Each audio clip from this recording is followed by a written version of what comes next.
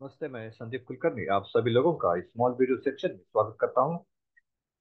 आज का जो टॉपिक है जिसके बारे में हम बात करने जा रहे हैं वो है कि हमेशा हम देखते हैं कि कई बार हम मेटल को होल्ड करके रखते हैं क्योंकि हमारे पास सामने से मोल्डिंग नहीं होता है। तो एक बहुत इंपॉर्टेंट फैक्टर है कि कभी भी आप फर्नेस को शुरू मत कीजिए जब तक आपके सामने जो मोल्डिंग का लोड है वो एक या दो हिट का लोड आपके सामने जब तक ना हो तब तक कभी भी आप फर्नेस को शुरू मत कीजिए। It is very difficult, very dangerous thing because number one, इसके कई सारे डिसएडवांटेजेस है। सबसे बड़ा डिसएडवांटेज है कि आपका मेटल अगर होल्ड होता है तो आप पूरा मेटल रेडी करके होल्ड करते हैं तो आपके लाइनिंग का लाइफ कम हो सकता है। फर्नेस में जो मेटल आप होल्ड करके रखते हैं उसके वजह से एक सेफ्टी फैक्टर हमेशा रहता है कि कहीं वो मेटल लीक ना हो जाए या मेटल ठंडा होने के बाद वापस उसे जब आप लिक्विड स्टेज में लेके आएंगे तो उस समय पे कहीं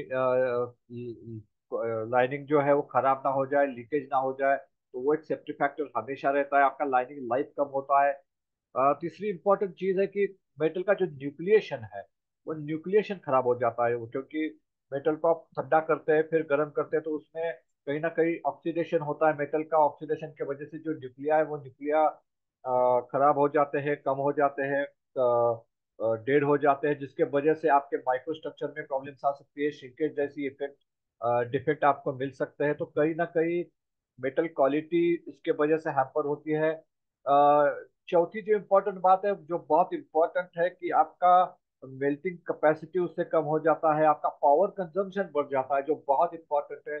क्योंकि अगर आप मेटल रेडी होने के बाद इमीडिएटली पोर करते हैं तो आपके यूनिट्स कम होंगे। अगर मेटल होल्ड करेंगे, उसे ठंडा करेंगे और फिर उसे लिक्विड स्टेज में लाने के लिए जो टाइम जाएगा, जो पावर जाएगी वो अतिरिक्त होगी, जिसकी भरपाई आपको आपके पावर बिल में करनी पड़ेगी, जो बहुत ही ज्यादा नुकसानदेह है हर कंपनी के लिए। क्योंकि कोई भी कंपनी या कोई भी कस्टमर आपको उसके पैसे नहीं देता है। तो ये बहुत इम्पोर्टेंट है कि आप हमेशा जब भी फर्नेस शुरू करेंगे तो पहले देखिए कि आपके पास कम से कम एक या दो हिट का लोड है, और उसी के बाद आप मेटल को या फर्नेस को शुरू करें। तो इसीलिए मैंने कहा है कि हमेशा मोल्ड ने इंतजार करना चाहिए, मेटल ने कभी भी इंतजार नहीं करना चाहिए। एक और फैक्टर है इसमें कि ब्रेक डाउन का भी एक फैक्टर है।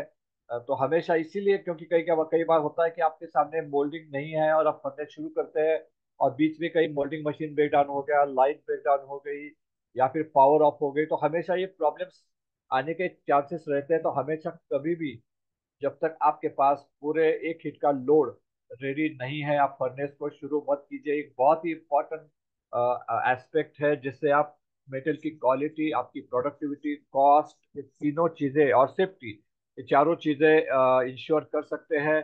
तो ये उम्मीद है कि आप इस वीडियो को देखने के बाद इस चीज को हमेशा याद रखेंगे कि हमेशा मोल्ड ने इंतजार करना चाहिए, मेटल ने कभी भी इंतजार नहीं करना चाहिए। Metal should not wait for moulds, moulding should always be ahead of metal. So उम्मीद है कि वीडियो आपको पसंद आया होगा। इसी की उम्मीद के साथ मैं इस वीडियो को खत्म करता हूँ, और उम्मीद है कि इस तरह के वीडियोस आप देखते रहेंगे और हमेशा की तरह हमें सराहते रहेंगे। धन्यवाद। Thank you very much.